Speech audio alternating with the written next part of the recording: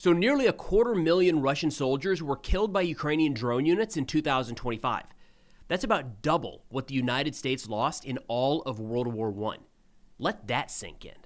Now, just yesterday, Ukraine's new defense minister Fedorov announced the 2025 drone army results. And an important component here is that to be a part of this program and earn points for the drone strikes, they were required to show video evidence of the battle damage assessment. So this is not a unit out there, one drone hits one tank one time and they say that destroyed the tank definitely and killed 3 or 4 people inside. They required video evidence of every single strike. They say the results were 820,000 enemy targets hit, over 240,000 occupiers eliminated, 62,000 hits on light vehicles, 29,000 on heavy vehicles, 32,000 on strike and reconnaissance UAVs. He said, quote, "Today we also honored the most effective units that made a significant contribution to the destruction of the enemy over the year. These are the top 10 units that scored the most E-points in the Drone Army bonus system for real results on the battlefield." And we've discussed that program in a past episode where essentially points were awarded based off of the target that was destroyed. So let's say infantry was 3 and a tank might be 10 and a multiple launch rocket system might be 50. The soldiers could then, within the unit, when they verified these strikes and submitted them to the system, could rack up these E-points that could then be used to purchase equipment for their units. So electronic warfare, jammers, drones, drone components, whatever they might need. So the scoreboard, as of 2025, ranked 1 to 10. First is Magyar's Birds. Second, SBU Alpha Special Unit. Third, Lazar's Group. 4, Phoenix. Fifth, the 3rd Separate Assault Brigade. And on that note, I just got a message yesterday that the final 7 thermal Mavics that you all provided are en route to the 3rd Assault Brigade right now. 6th, sticking with some of our supported units here, is Achilles. And just a couple weeks ago, you all provided over 120 interceptor drones to Achilles. 7th, we've got Rorog. 8th is the 59th Separate Shock Brigade. 9, Nemesis. And 10, the Unmanned Systems Battalion of the 63rd Brigade. So again, 240,000 Russian soldiers killed, verified on video in 2025 alone. That is a staggering number. Now, we should keep in mind that has, and we've said this in recent videos, that has not stopped Russia's advances. And we know that Ukraine has prioritized the killing of enemy infantry, especially, definitely this last year, but even the defense minister has said that the goal next year, or this year, 2026, is 50,000 Russian soldiers killed per month. So the seeming priority right now inside of Ukraine, or at least inside of the Ukrainian military, is to focus on the elimination of Russian soldiers. So expect those casualty figures to go absolutely through the roof in this coming year. Now, as a quick fundraiser update, I got a video from the guys over in Gur Legion that we're helping with trucks and generators. Let's give that a quick watch. What do we say then? Fuck, I'm too cold for that. So guys, where are we going? Fucking nowhere, big lad. We got another vehicle. He's going fucking nowhere. Where you going? Nowhere. It's a pizdiec. This is what happens to all our vehicles. This is why we need more vehicles. So, yeah, hopefully we can replace it. So yeah, truck looks a little drafty, maybe to say the least. We'll see what we can do to hook those guys up. So we're working right now through Ukraine Frontline, which is a 501c3. So every one of your donations is fully tax deductible. We're already at $13,000 in less than 37% of the way there in less than 24 hours. So this one is moving along pretty quick. We're trying to help the Gur Legion as well as medics in 3rd Army and medics in the 47th Mechanized Brigade with vehicles, transport vehicles, and then power generation. We know how incredibly cold it is out there in Ukraine right now. So if interested and able, the link to contribute is in the description and pinned comment below. As always, thank you all so much for your incredible generosity. It is always so humbling to see everybody come together and really help out those that are in need. Now, a quick note, I saw a lot of comments in recent videos about what's going on in Minnesota. It's not really applicable to today's video, but I do have a couple words at the end of the video, the very end, just my personal thoughts on that. I don't know if it's going to make it into an entire video, but I did want to at least get something out on that. All right, then shifting over to a battlefield update, we've got the chairman of the general staff, Gerasimov, strangely earlier today continuing to dig in that Russia actually controls all of Kupiansk in northeastern Ukraine, which is a wild claim that they keep going further and further on. So a quick look at the map here. This is deep state map, Kupiansk up here in the northeast. This is an area that back in November, Putin said was fully under control of the Russian armed forces. It wasn't then. Ukraine carried out a localized counterattack and was able to push Russian forces out of a good portion of the city.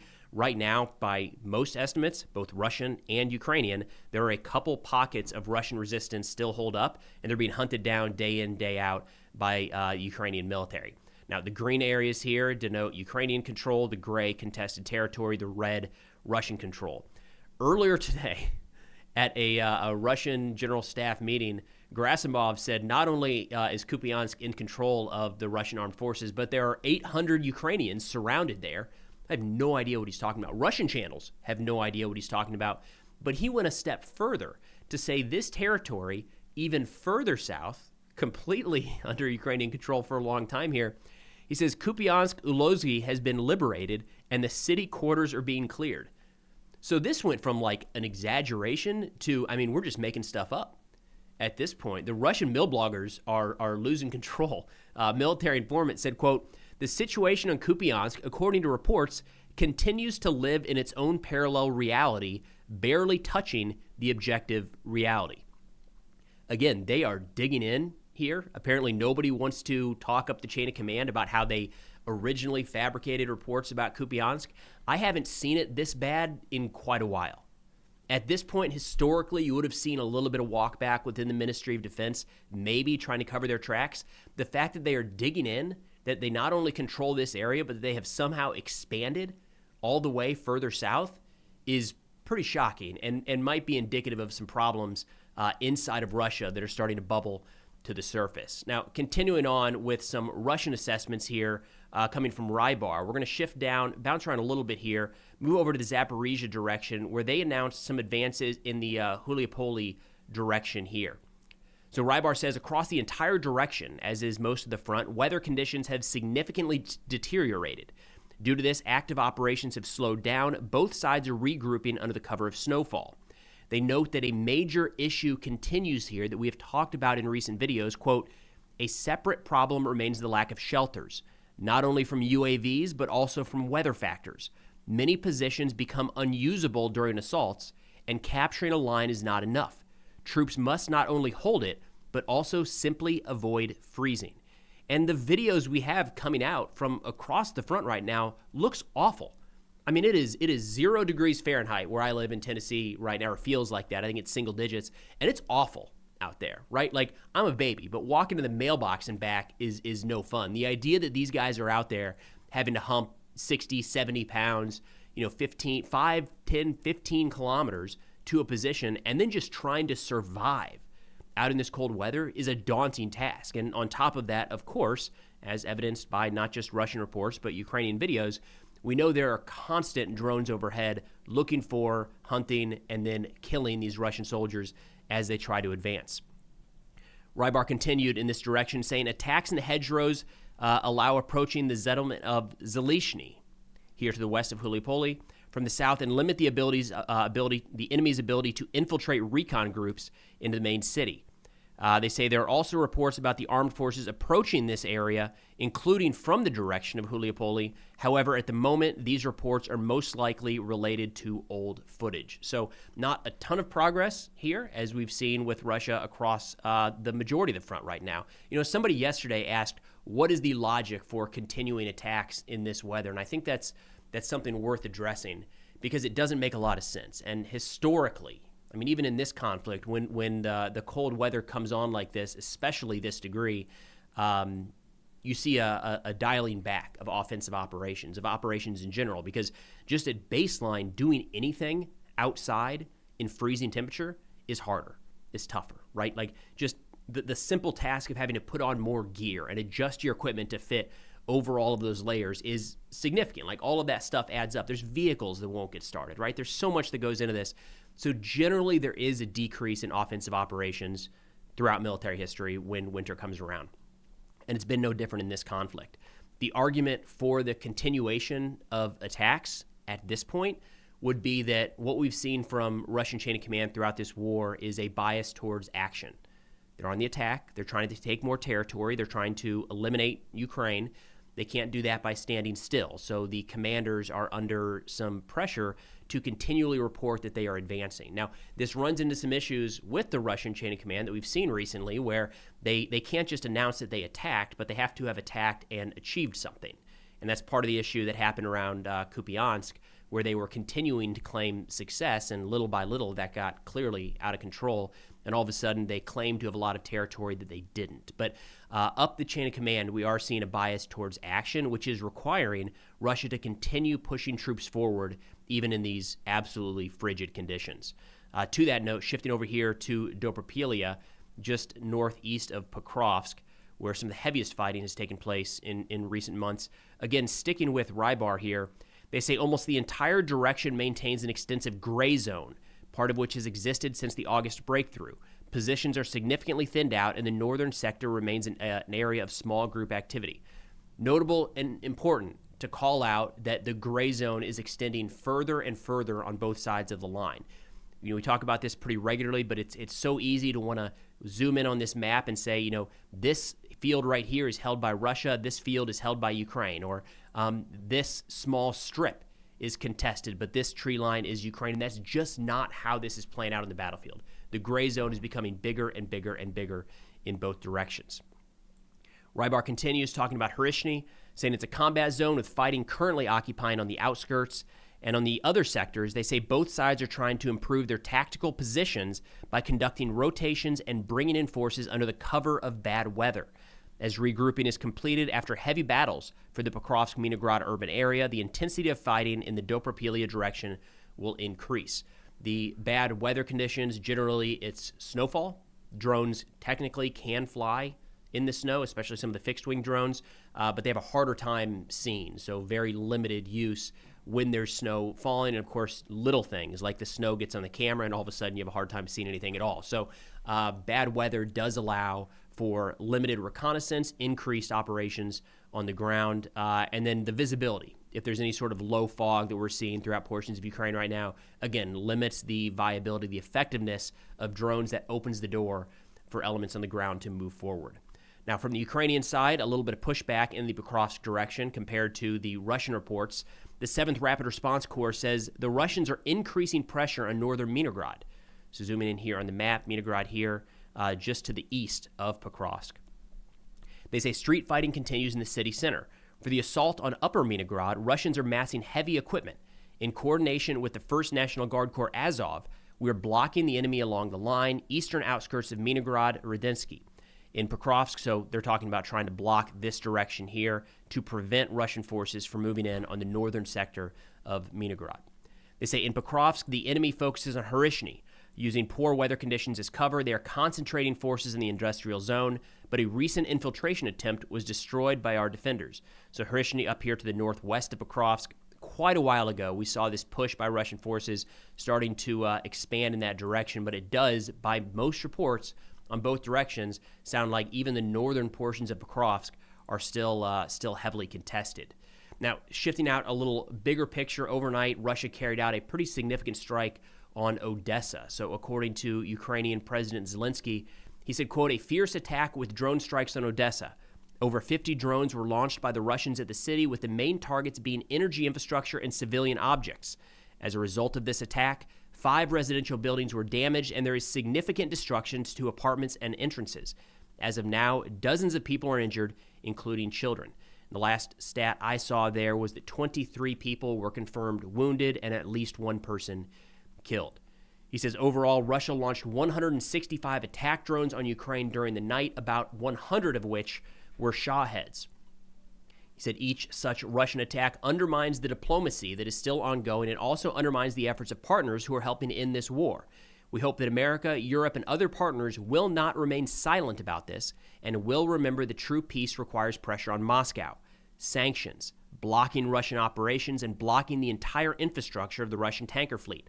Without pressure on the aggressor, wars do not stop. Now, the Kyiv Post reported the extensive damage in Odessa due to these strikes, saying Russian forces conducted a nighttime drone attack causing widespread damage to residential buildings and social infrastructure and hitting a DTEK Odessa Electric Grid's energy facility. The company put out a statement saying, quote, "The destruction is colossal, and repair work will take a long time to return the equipment to working condition." Again, this is a sustained and largely pretty effective Russian air campaign being carried out against the Ukrainian energy infrastructure. And as we've talked about recently, one strike every 10, 15, 20 days is difficult. But when they pile them on, especially the volume that hit Odessa last night, it becomes harder and harder to get these substations and any sort of electrical grid up and working for a significant period of time. Temperatures are freezing in Ukraine. This is causing significant damage to the civilian population in large portions of the country. Now, in terms of the peace talks, Reuters reported overnight that the United States has signaled to Ukraine that security guarantees depend on Kyiv agreeing to a peace deal, likely requiring it to cede the Donbas region to Russia. This is according to a Financial Times report on Tuesday, citing 8 people familiar with the talks. They say Washington also indicated it could offer Ukraine more weapons to strengthen its peacetime army if Kyiv agreed to withdraw forces from the parts of the eastern region it controls. Now, they say Kyiv wants the guarantees confirmed before ceding any territory. However, the United States believes Ukraine must give up the Donbas for the war to end and is not pressuring Russian President Putin to drop that demand. Now, for their part, the White House rejected this claim, calling it totally false, adding that the United States is not trying to force any territorial concessions upon Ukraine. And I think it's worth looking at the map here to give an idea of the Donbas area that Russia is talking about. This has been a demand from the beginning of the war. When we say the Donbas, they're talking about Donetsk and Luhansk. So zooming out here actually helps a fair amount. So you're looking at this territory here, Luhansk, and Donetsk. I don't know the exact stats. Something like 90+% of Luhansk is currently held by Russia. In Donetsk, I want to say that's in the 70th percentile. But as we zoom in, you'll notice that some of the heaviest fighting is taking place along this line. So this is not just empty territory, for instance, that Russia wants, but a fortress belt. I mean, look at this from the north to the south. We've got Liman, Sloviansk, Kramatorsk, Konstantinivka, Dobropilia, Pokrovsk. This is where Russian soldiers are advancing and dying in mass every single day. This is a fortress being held together by Ukraine right now. So there's a lot of pushback domestically inside of Ukraine to give that up. I mean, there's very few areas that have had such a negative impact on the Russian military since the war began than this area right here. So giving this up from a military perspective could be suicidal for Ukraine. And while there's a lot of, I do think there's push from the United States to cede that territory, it would make these negotiations easier for the Trump administration. There does not appear to be any support for that inside of Ukraine. Even the folks that are pushing for peace deals and giving up territory in peace deals, this walking back from what they currently hold is largely off the table across most of Ukrainian society from what I've seen. So pretty significant ask there by Russia, and hopefully the United States is not giving in to that demand.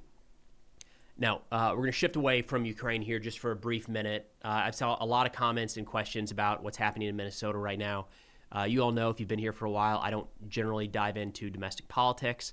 To the extent that I do, it's usually focused around national security and things that impact wars and conflicts abroad that I do think have a direct impact on the United States. So there's not a lot that I have to add to this, is the thing. Everything has already been said. It's not really an expert area of mine. You're seeing people dig through and dissect everything from 17 different angles in law enforcement, and that's not my background. So what I'll say is that I am having a hard time coming to grips with the amount of hatred that's being shown right now between Americans, and it's hard to see the number of civil and political leaders that are seemingly so willing to justify the killing of our citizens by federal agents in our streets. I'm having a very hard time coming to terms with that. Now, personally, I believe that both Renee Good and Alex Preddy were wrongfully killed and that we need to see some sort of accountability here right now. Like, there's no reason to not investigate these and hold people accountable in any situation, and this is clearly no different. On top of that, and I don't want to say this is more concerning, but I feel like it's not getting the attention it deserves, our government's response and recounting of these actions has been absolutely awful. Like, no excuses. It is horrible. It's the kind of stuff we expect out of Russia, not the United States. In fact, for anybody who's been watching these videos regularly, you'll know this, but what's happening right now in Iran is they are calling the protesters terrorists. They're referring to it as manufactured dissent, and they are directly, the Iranian regime, directly contradicting what we can see with our own eyes in public videos. That is what is making it into our reports on Iran day in and day out. The fact that that can be said about what's happening in Minneapolis right now, compared to the statements from our government, is a little bit troubling, to say the least. So I think we need to turn this around. We need to turn this around fast. It's gone off the rails, to say the least. And again, accountability. There has to be some sort of accountability. What are we even doing here if something like this just goes into the abyss? We never hear from it again. I think that is a awful precedent and something that would be hard for us to come back from. But either way, I don't know that there will be a full video on this. Again, I don't think there's a lot that I can add to the conversation, if you will. Personal opinions is about where it ends with me. But hopefully we see some progress here, because I'm seeing this. This is impacting a lot of people around the world, around the country, that don't normally pay attention to anything like this. And there's a natural, visceral reaction to seeing people killed. And I think folks that watch this channel, we see that a fair amount, right? In battlefields and wars around the world. And even then, it's hard to see. But to watch a mother and a nurse shot down on the street by masked agents is resonating with a lot of people in the way that you would think that it would. So, yeah, again, we need to turn this around. But that's all I got for now. Thanks for watching, and I'll see you all next time.